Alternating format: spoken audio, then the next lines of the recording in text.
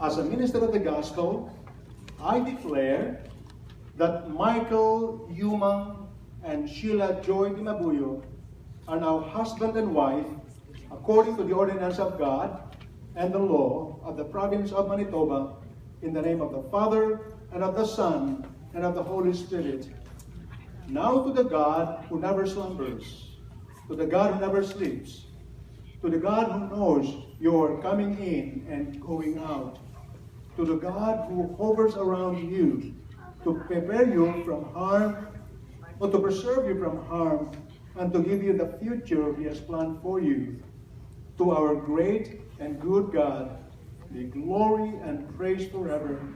In Jesus' blessed name and for His sake, amen.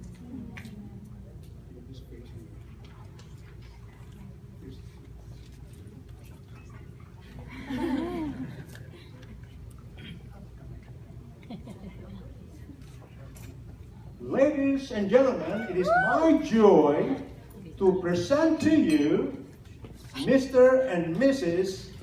Michael Yumang.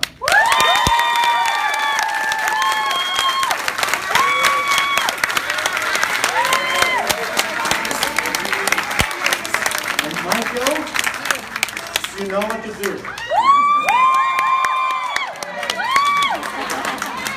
Okay, tatabilang ko lang. Notang, please. Yung mga camera ko, paki-ready na.